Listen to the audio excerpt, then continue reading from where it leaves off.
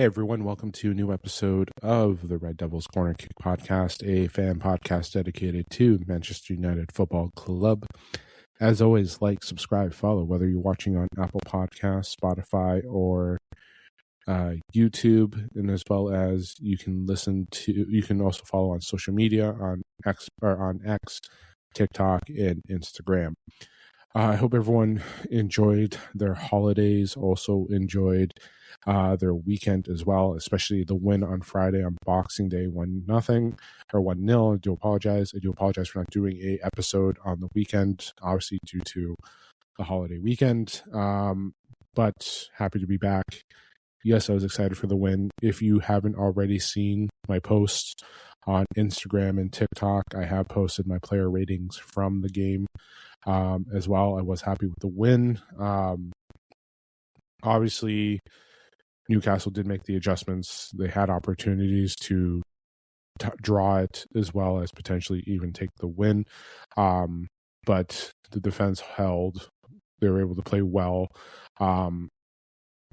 Despite even the people that were missing, Bruno, Kobe, Mount went off at halftime.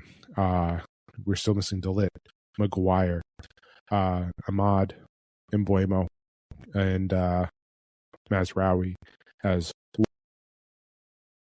But in the end, they came out with a win. They came out as a team, and it was great to see.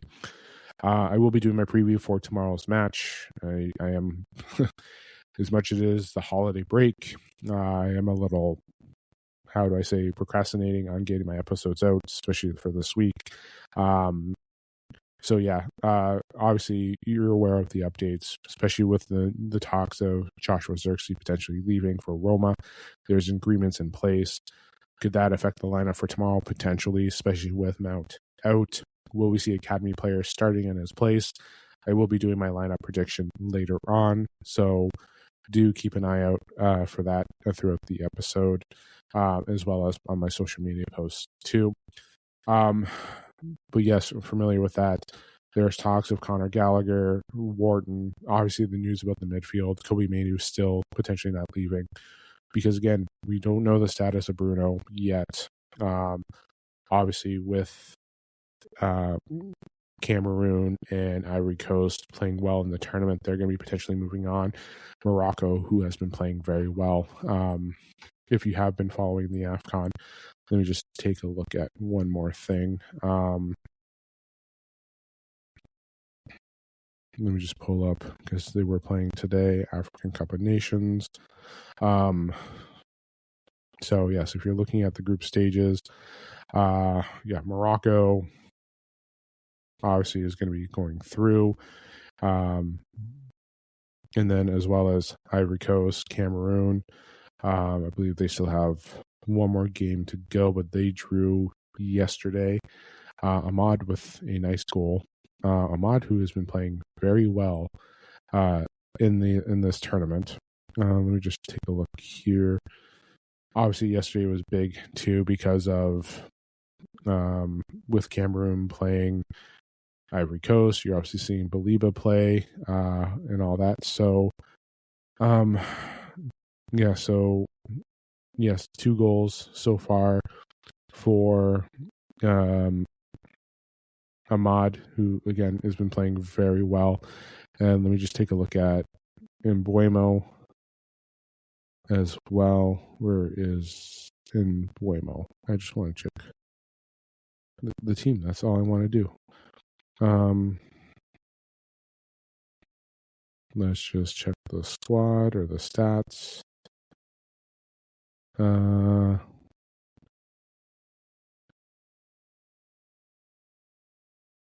Okay. Wait, how did Cameroon do in their first match? Fixtures.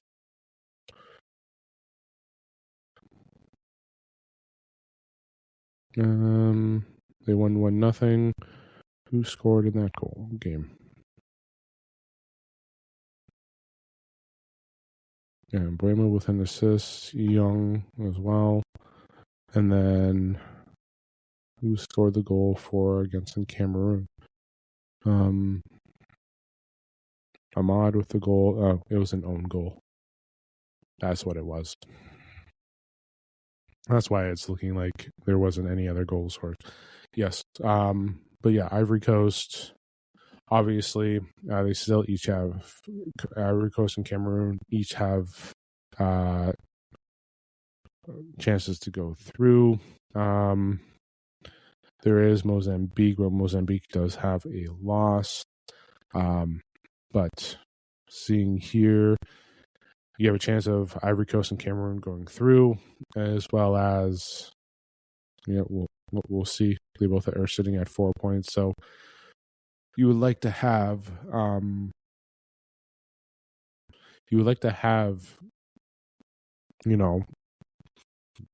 both to have them back. Well, with the way Morocco's going, it would be nice to have Mbuemo back, but it's hard to say.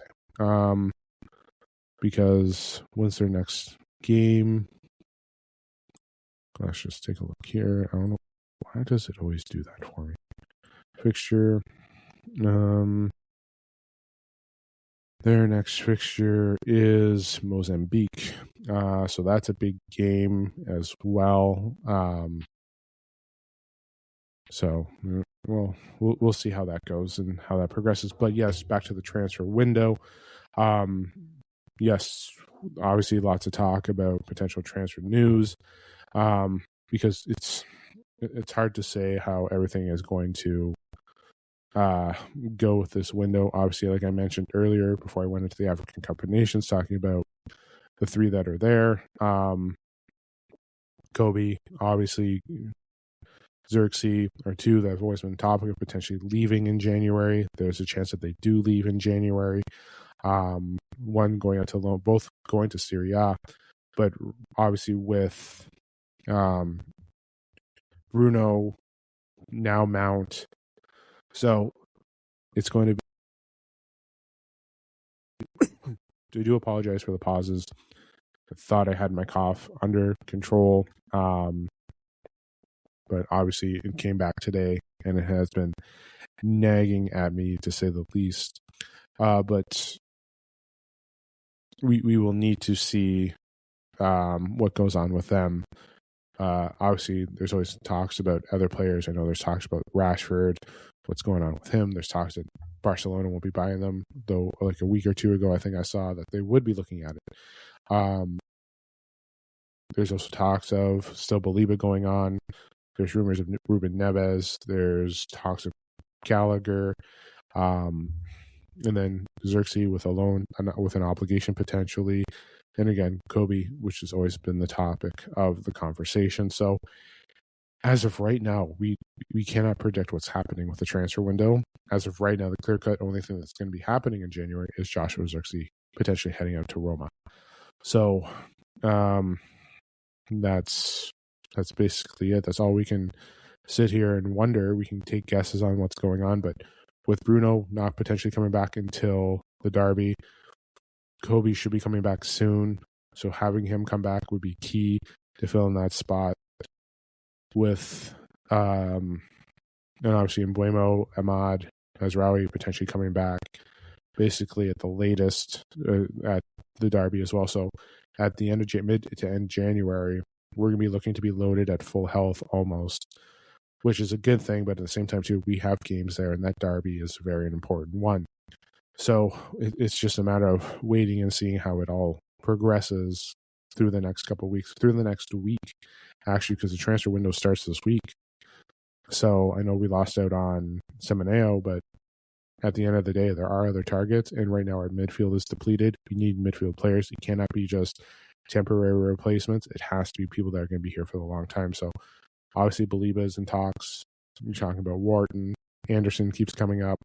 The price tags and money is the concern, obviously, with transfers, the funds, but it's just about trying to get everything organized and all that. But as of right now, we can give you the wish list of who we want, but as of right now, it's just speculation. Obviously, there's talks of, rumors of whether or not Neves is going to be coming here, whether there's going to be talks of, Anderson, like I mentioned.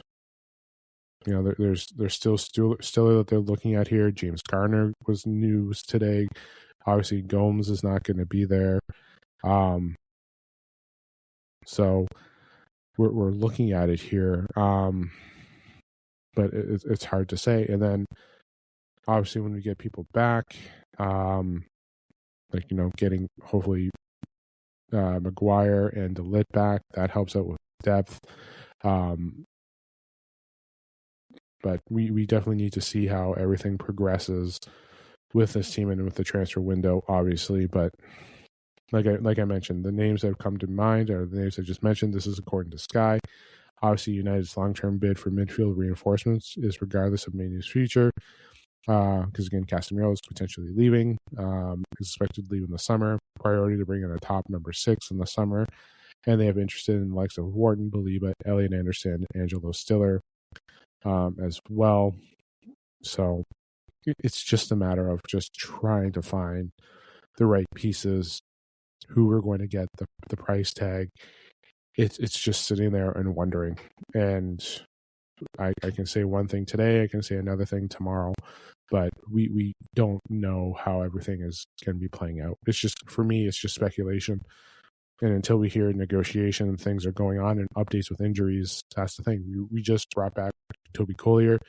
That might just say, hey, we're just going to be looking at one midfielder for this January transfer window, to say the least. Ruben Amorim said it best. Like, players cannot leave until we get players to replace them, and right now we have none.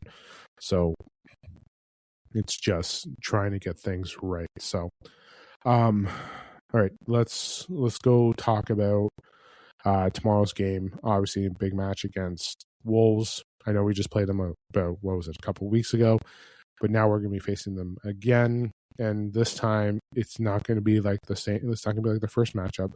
This time, it is going to be different. So, yes, I did mention how it is going to be different in this game. We're not playing like Wolves. I've talked about them before. This is actually our first matchup of replaying a team that we've already played. So this is round 2 against Wolves. Yes, we played them and we won 4-1. Obviously, we took advantage of it. We took advantage of turnovers, movement of the ball, the attack, so on and so forth. The one thing too is, excuse me. The one thing too going into this game is, one, we're at home, which is a good thing. Us winning on the road 4-1 was key. We need to keep our heads straight from the win on Friday. Yes, it was a big win. We are still a depleted squad. We are facing an opponent that we can't fall asleep on. They can take over the game and beat us. They have been playing, like, despite their record, when you have looked at their last few fixtures, they like, and I'm going to give credit to Wolves for some things. Yes, even though they haven't won anything, but if you look since, yes, we beat them 4-1, but they lost to Villa 1-0. Nottingham Forest 1-0. They keep themselves in games.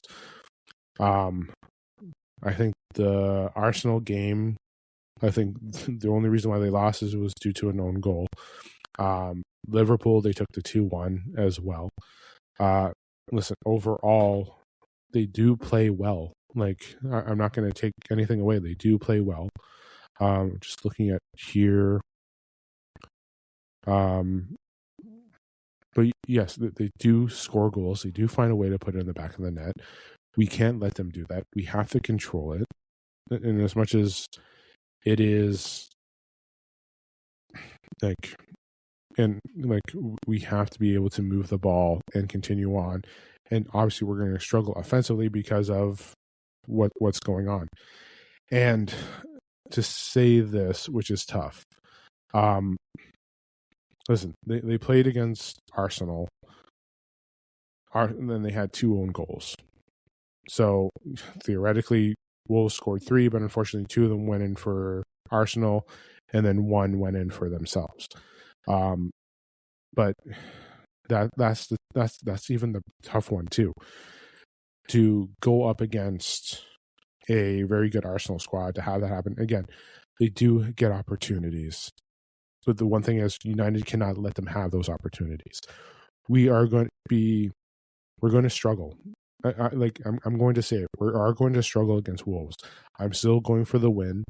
I'm still believing that they can win, but it's going to be similar to, I think, way it was going to be for Newcastle. The pressure is going to be on. Amorim did a fantastic job, what he did on Friday, but Mount has a knock. I don't expect him to start. Do I expect the academy players to play more of an impact in this game? Yes. Do I expect a potential academy player to be starting tomorrow? There is that possibility. There is that possibility of one starting. You may have Lacey, you may have Jack Fletcher starting tomorrow. So that's a potential. Now, when I do my lineup prediction, I'm going to give you a hint, like right now before I go into my lineup, I am going to discuss that Joshua Zirkzee is in my starting lineup for tomorrow. Yes, we are aware of what's going on with that situation, but right now we could go with an academy player like Fletcher, like Lacey. They could make their starting debuts. There is that opportunity that we could have them there. That will be there. I'm going with Zirkzee just because the experience, having them there, getting it ready to go, we may have that opportunity for him to start because, again, we do need the experience, and Mount may come off the bench. Mount was taken off at half because he felt something. He wanted to continue to play. Ruben protected him for a reason. That is for tomorrow.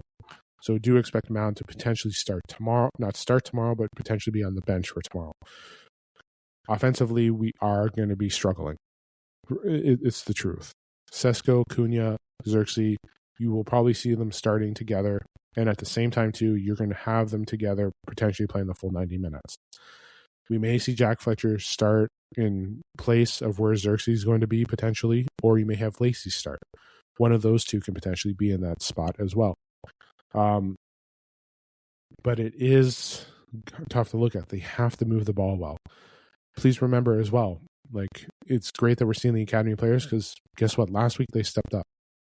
They did. They stepped up huge last week when closing out a game on against Newcastle or not Newcastle. That's a brain fart on me. I do apologize, ladies and gentlemen. But let me just pull up last week. Obviously, by the way, one thing I should mention is too, last week that goal by Dorgu was fantastic. Just to say fantastic. But we're going to expect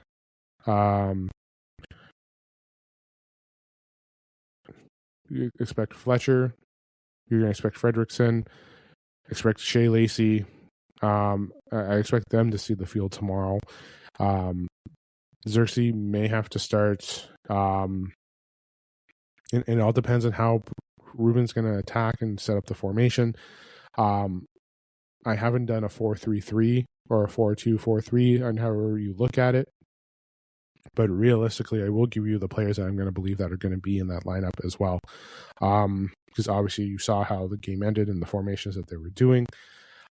Just remember, everyone, I don't think Ruben is collapsing on his decision. He always told us that there was going to be flexibility as the players get familiar with it. I think now he has to go more into that flexibility because A, we're missing players. B, it's basically because they're missing the players. The players that he has right now may not conform to what they need for the 3-4-3. He may start off 3-4-3 and then start shifting through the different lineups, which is what's going to have to happen.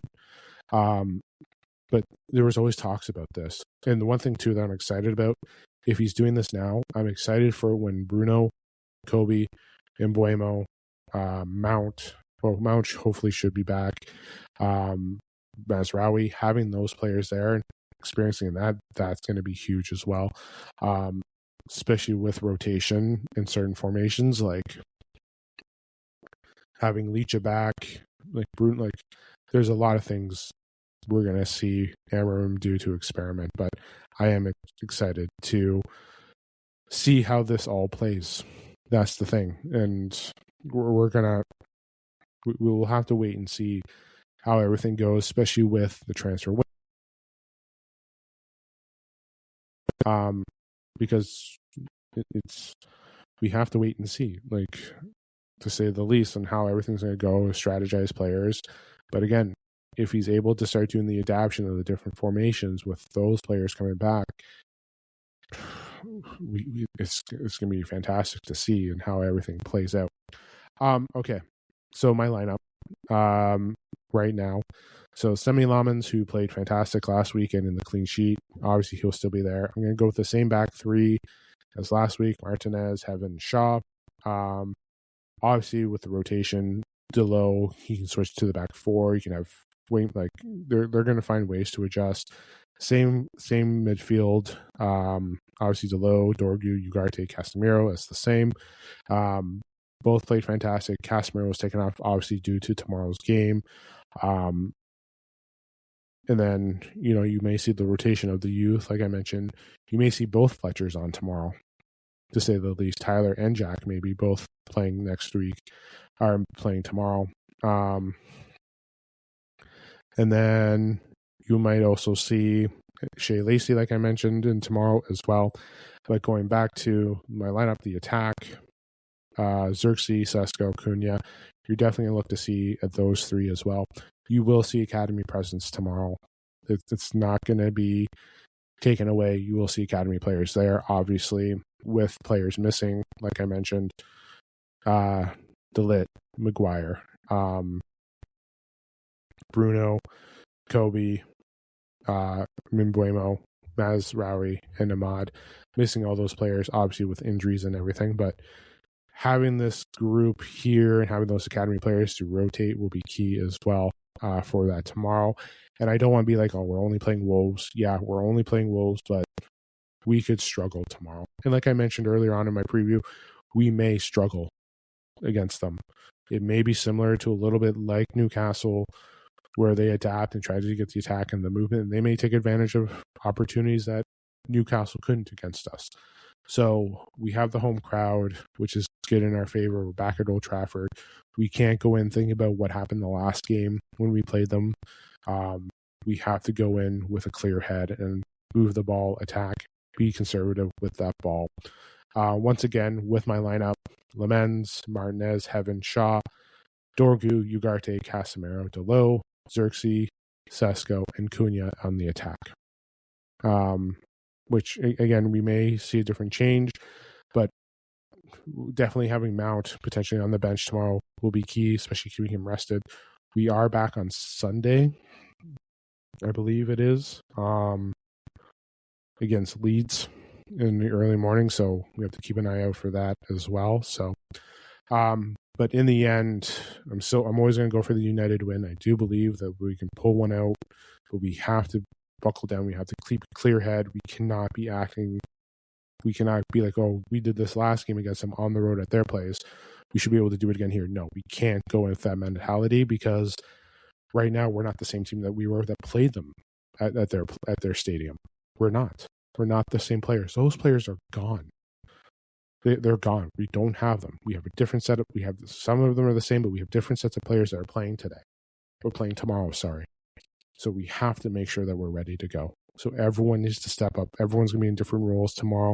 Everyone has to be prepared. It's the next man up mentality. And I mentioned it against Aston Villa, against the preview for Newcastle, and it has to be tomorrow as well against Wolves. So again, this is round 2 with Wolves. We have to have a clear head and get things going as well. I will be back tomorrow night doing my post game about the match tomorrow, so keep an eye out for that. As well as I'll be back after that on Thursday and potentially Friday with episodes. Obviously the preview, we have Leeds as well, but I will be back. But again, tomorrow, the main focus is clear head. We have to work well in transition, moving the ball, control, and we have to make sure we cannot let Wolves take any chances. They let that one goal that we had when we played them, and then being tied at half, that did have concern. So, but United have to be able to control, clear head. Again, consistency, discipline, finished, that has to be there. So everyone's got to be back in a different mindset. We cannot be expect to be the same game as it was when we played them on the road. This is going to be a different game. This is round 2. This is the first game. We're playing Wolves twice before we've even played Leeds once. Remember that for this season. So I'll talk about everything post game tomorrow, but it is a big game. Every game is big. This is just as big for tomorrow as well. So yeah, I will talk to you guys tomorrow. Don't forget to hit like, subscribe, follow where you're listening on Apple Podcasts, Spotify, or YouTube. And don't forget to follow on Instagram, TikTok, and X as well. I will talk to you guys tomorrow after the match. This is the Red Devils Corner Kick Podcast. Glory, glory, Man United.